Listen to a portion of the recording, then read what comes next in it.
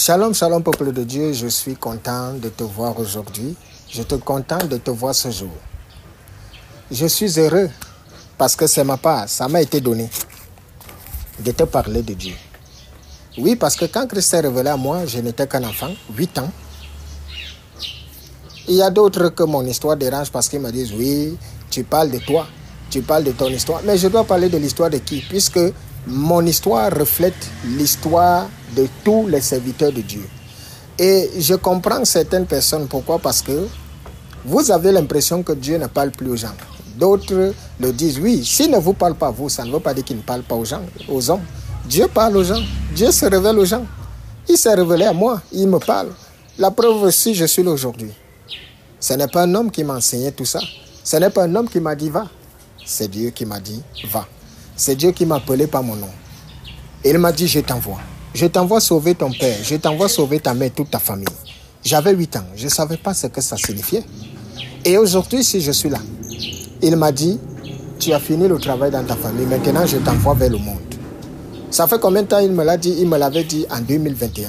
Il m'a dit maintenant, tout ce que je t'ai enseigné, va vers le monde et va leur dire. Quand tu vas là-bas, ne va pas t'attendre à ce qu'ils y croient. Ne va pas t'attendre à ce qu'ils acceptent. Va et fais ta part. Je te donne l'autorisation d'utiliser mon nom parce que tu es mon fils. Et c'est pour ça que je peux me permettre de parler de Jésus à qui je veux, comme je veux, quand je veux. J'ai reçu ce mandat-là. C'est pour ça que je peux me permettre, quand je suis face à un problème, de dire, si je suis prophète, Dieu va te faire du bien. Et il se manifeste parce qu'il m'a donné autorisation. Il y a des gens qui utilisent le nom de Dieu en vain. Mais sachez une chose, Dieu avait dit, il ne tient point pour innocent celui qui aura pris son nom en vain. Ça voudrait dire quoi? Ça voudrait dire que si il ne t'a pas envoyé, ne te lève jamais, ne dis pas aux hommes, Dieu m'a envoyé. Comme par exemple, je suis là, je vous dis, c'est Dieu qui m'a envoyé, que je sais que Dieu ne m'a jamais envoyé. Alors sachez qu'un jour, il m'exposera devant le monde entier. Ce sera le ridicule à l'une autre pareille. Parce que Dieu est dangereux, je vous dis, hein, il fait des choses. Mais je vais vous dire, peuple de Dieu, si vous attendez un jour que mon père va me ridiculiser un jour, vous attendez longtemps. Tout ce que je peux vous dire, c'est qu'il va justifier, il va élever son œuvre pour vous montrer que c'est lui qui marche avec cet homme que je suis. Et il vous montrera que c'est sa main qui me conduit et que c'est lui qui me parle. Je n'ai rien à prouver aux hommes. Alors, il m'a préparé à ça. Parce que l'autre aspect que je ne savais pas, c'était l'hypocrisie des hommes et l'incrédulité. Si vous pensez que moi qui vous parle aujourd'hui, si je n'avais pas été préparé assez par le divin, par rapport à la nature humaine, c'est que j'ai déjà abdiqué, c'est que j'ai déjà baissé les bras, levé les bras et dit non, c'est quelle histoire ça? Pourquoi? Parce que vous allez vous rendre compte que vous avez en face de vous des gens qui viennent vous voir. Celui-là vient, il est tout malheureux. Il a les larmes aux yeux. Il pleure. Oh, il vous raconte comment il est allé là-bas. Il est allé là-bas et tout ça. Lorsque Dieu vous utilise, vous restaurez la vie de cette personne. Cette même personne qui pleurait incapable de venir rendre grâce à Dieu. Vous voyez les hommes? Quand vous trouvez des gens qui sont dans la tombe, près de mourir, rien ne va, ils sont allés de partout, rien. Et tu pries pour cette personne, la chair sera fermée et le souffle de vie lui revient. La première chose, c'est de faire comme les 10 lépreux, les 9 lépreux. Et c'est le partage constant des hommes.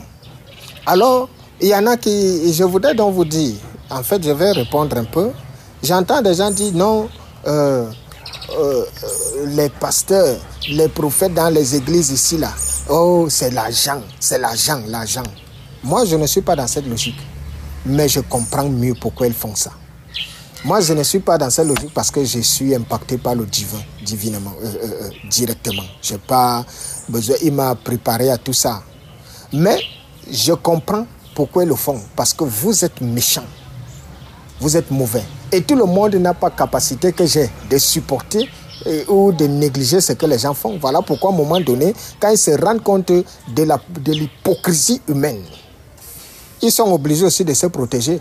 Voilà pourquoi quand vous venez maintenant, vous mettez une mercuriale Hein, consultation prophétique, ils mettent des barèmes, les hôtels, il faut payer, les prières, il faut payer. Oui, parce que vous méritez ça. Vous n'êtes pas sérieux du tout, pas du tout. Lorsque, par exemple, moi, je prends des gens comme une mère poule. C'est la première fois que je vois, tu prends des gens comme une mère poule. Pas la première fois, parce que ça, c'est la nature des hommes. Dès qu'ils commencent à mettre les pieds au sol, ils commencent à se retourner contre toi. Mais je dis toujours aux gens, vous ne savez pas d'où je viens. Et ce n'est pas vous qui allez faire en sorte que le ministère tombe, ou bien que je commence à faire comme les autres parce que je vais dire non, attendez, je viens de très loin là, vous êtes petits. Donc je voudrais dire aux uns aux autres, Dieu est réel. La main de Dieu, quand elle est dans une vie, c'est un honneur. Et c'est pour ça que je voudrais que ensemble nous méditons le livre des Actes, chapitre 3, du 19e verset au 20e. En voici la teneur. Au 21e. En voici la teneur. Repentez-vous donc et convertissez-vous pour que vos péchés soient effacés, afin que des temps de rafraîchissement viennent de la part du Seigneur, et qu'il envoie celui qui vous a été destiné, Jésus-Christ, que le ciel doit recevoir jusqu'au temps du rétablissement de toutes choses dont Dieu a parlé anciennement par la bouche des saints prophètes.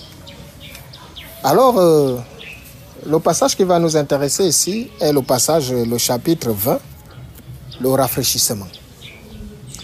C'est quoi le rafraîchissement? Es-tu déjà entré dans ton air de rafraîchissement? Et pourquoi le rafraîchissement? Eh bien, le rafraîchissement, peuple de Dieu, c'est un temps que Dieu a prévu pour tous ses enfants. Lorsque tu te retrouves assailli, accablé par l'épreuve, par les frustrations, par des problèmes, et que tu viens à Jésus-Christ pour le servir, la première chose qu'il fera, c'est qu'il doit te prendre et te préparer. La préparation. La première chose qu'il te donnera, c'est la paix du cœur. C'est la première chose. Toute personne qui vient pour servir Dieu, qui vient sincèrement, la première chose que Dieu te donne, c'est la paix. La paix du cœur, pourquoi? Parce que tu dois servir Dieu. Pour servir Dieu, tu dois être en paix. Quand tu manques de paix, tu ne peux rien faire, même si tu as tout l'or du monde. La première chose qui te permet d'être épanoui sur la terre, c'est la paix intérieure. Quand des gens manquent de paix, ils ne sont pas épanouis. D'ailleurs, Salomon l'avait dit, mieux vaut un morceau de pain sec avec la paix qu'une maison pleine de viande avec des querelles. Pourquoi? Parce que la paix n'a pas de prix. Vous pouvez tout prendre à quelqu'un, mais lorsque vous lui arrachez sa paix intérieure, vous avez pris sa fierté, vous avez pris sa vie. La plupart des gens sur la terre ne demandent rien d'autre que de vivre en paix. Ils ne veulent que la paix. Alors aujourd'hui, c'est la première chose. Quand tu viens au service de Dieu, il te donne d'abord la paix intérieure. Après la paix intérieure, il t'amène au désert. Et dans le désert, il y a le brisement. Et il y a la préparation.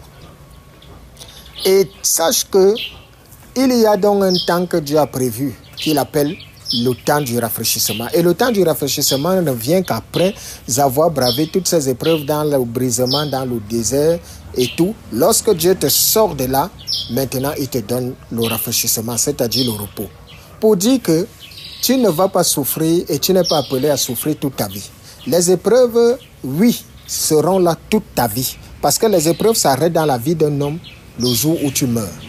Mais tant que tu es sur terre, tu auras des épreuves. Mais cependant, Dieu, il y a un temps qu'il prévoit pour te donner le rafraîchissement qui est le repos. Ça voudrait dire que tu ne vas pas vivre toute ta vie toujours en train de courir derrière quelque chose, toujours être un homme en quête. Non.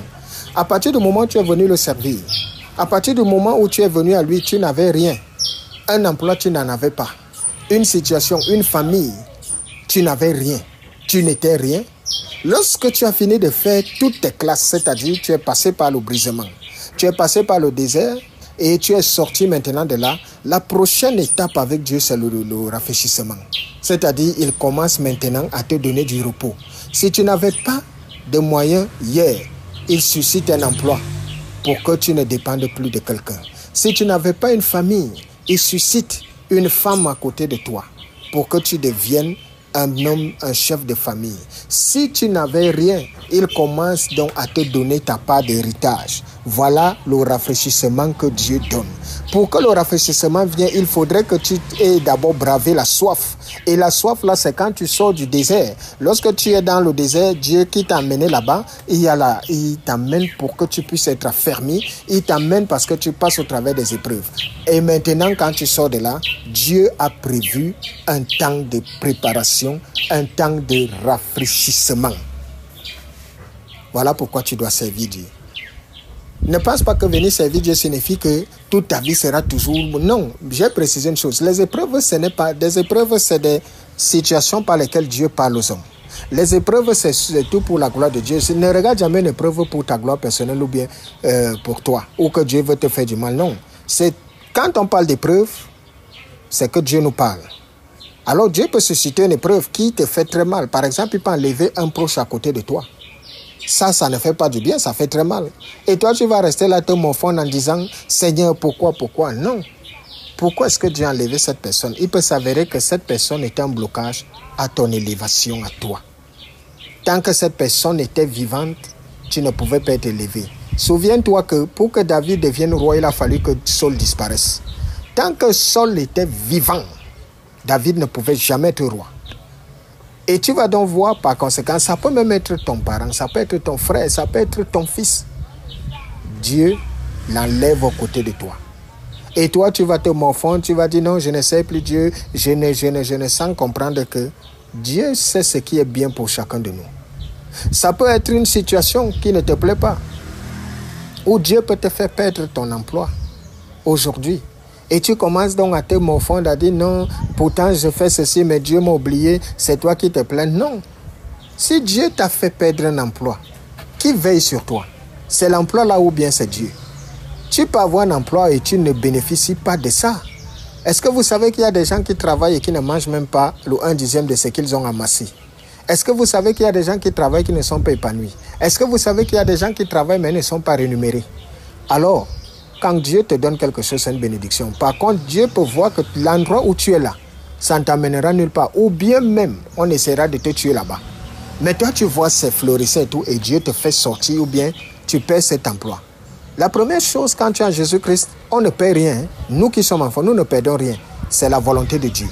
Quand tu vois une situation arriver, c'est la volonté de Dieu. Dieu l'a voulu. Si tu vois quelque chose t'arriver, que tu sais Dieu, c'est Dieu qui a voulu ça. Ça, c'est différent de ceux qui ne savent pas Dieu. Parce que celui qui ne sait pas Dieu, quand quelque chose t'arrive, c'est ton manque de service qui t'a entraîné là-bas. Mais par contre, on peut nous mettre, toi et moi, au même niveau et nous perdons des êtres chers. Moi, quand je perds un être cher qui sait Dieu, c'est parce que Dieu l'a voulu. Et si Dieu l'a voulu, c'est pour une raison. Et toute chose concourt pour le bien de ceux qui aiment Dieu. Mais toi, tu peux le perdre parce que Dieu te punit.